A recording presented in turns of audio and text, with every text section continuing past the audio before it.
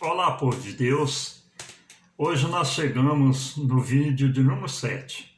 Se você perdeu algum vídeo, vai lá no meu canal Bíblia com Valente e se inscreva no canal para fortalecer o canal. Compartilhe o canal com mais pessoas, porque compartilhar também é evangelizar. E hoje, dando continuidade nesse estudo sobre a Páscoa, eu quero estudar com você sobre a carne assada no fogo. Está lá em Levíticos, capítulo de número 12, versículo de número 5 ao versículo de número 8, que nos diz: o cordeiro ou o cabrito será sem mácula ou sem mancha, um macho de 1 ano, o qual tomareis das ovelhas ou das cabras, e o guardareis até o 14º dia do mês.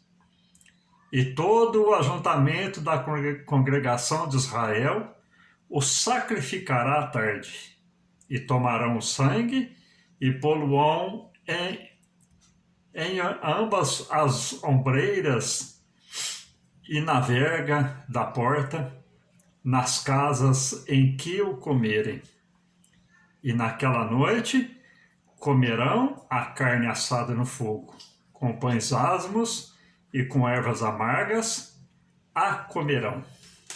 Meus amados, nós olhando para essa ordenança de Deus, para que eles pegassem o cordeiro, guardassem o cordeiro até o 14º dia, aí vai dando-nos uns grandes ensinamentos. Guardar o cordeiro até o 14º dia. Simboliza Cristo morrendo, ressuscitado, e está aguardando a ordem do Pai para vir buscar a sua igreja. Assim como o cordeiro foi guardado, Cristo está aguardando a ordem divina para vir buscar o seu povo. E continuando nessa mensagem nossa, nesse pequeno estudo, nós vemos que o cordeiro ele teve várias funções na Páscoa. A primeira foi ele ser morto. Cristo morreu por nós. Segundo, o seu sangue foi aspergido. Então, o sangue de Cristo é que nos purifica de todo pecado. Ele foi comido com ervas amargas, simbolizando a servidão no Egito, o horror no Egito, a dor que eles passaram no Egito. E ele foi comido com pães asmos, simbolizando a pureza do nosso Salvador. E agora nós vemos que a ordenança de Deus foi para que aquele cordeiro fosse assado, comido assado, não cozido, fosse assado no fogo. O que nós aprendemos com isso, meus amados? Nós aprendemos que esse cordeiro sendo assado no fogo simbolizava que o nosso Cristo, que estava entronizado nos céus.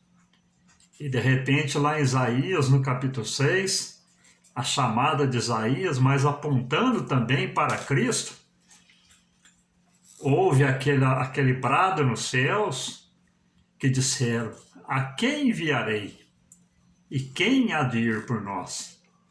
Aí a voz de Isaías: eis-me aqui, envia-me a mim.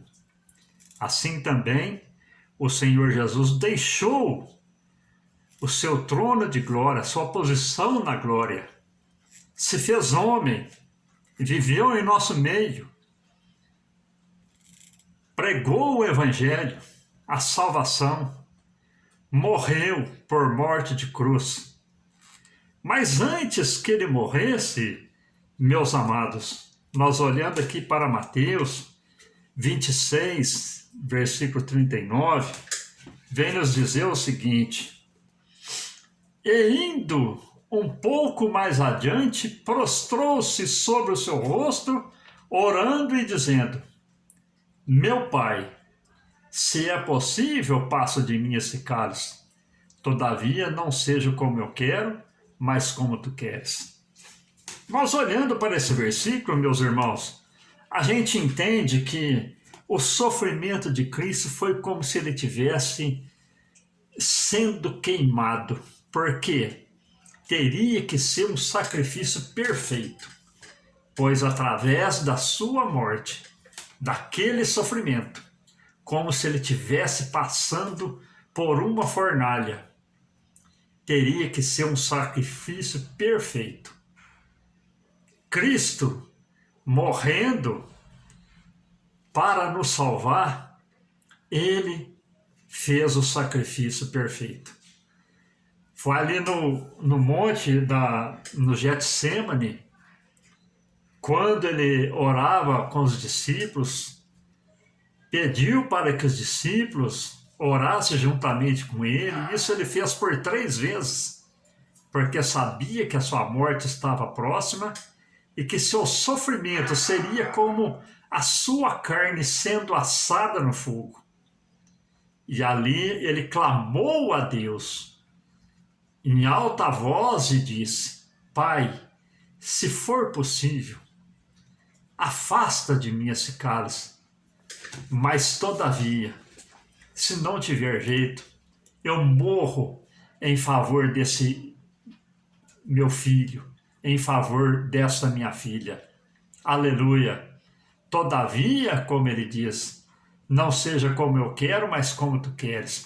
Então Cristo, ele entregou o seu corpo para o sofrimento. O sofrimento dele foi muito grande, foi imenso. Sofreu açoites, coroa de espinhos, foi humilhado, foi xingado, foi cuspido.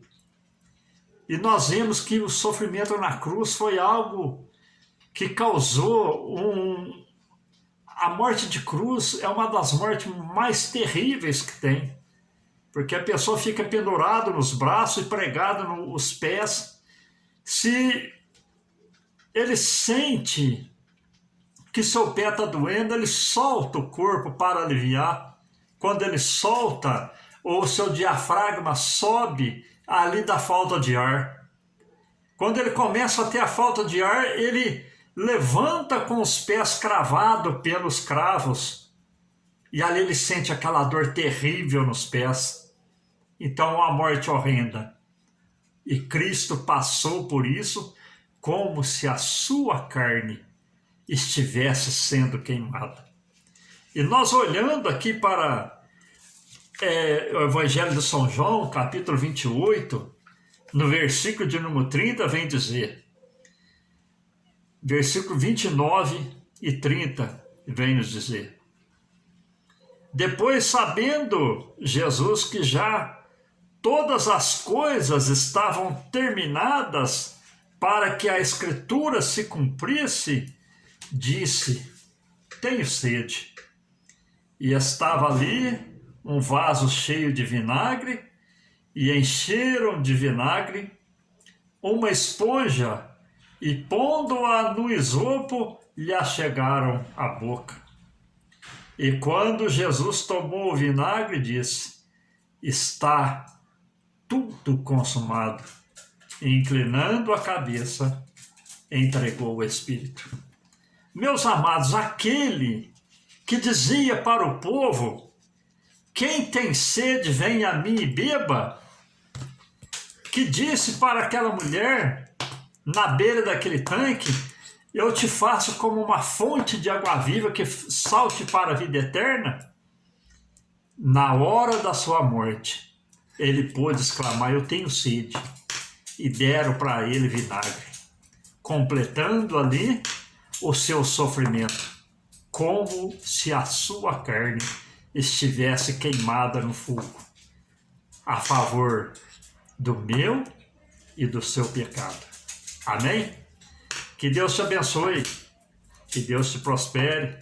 Compartilhe esse vídeo.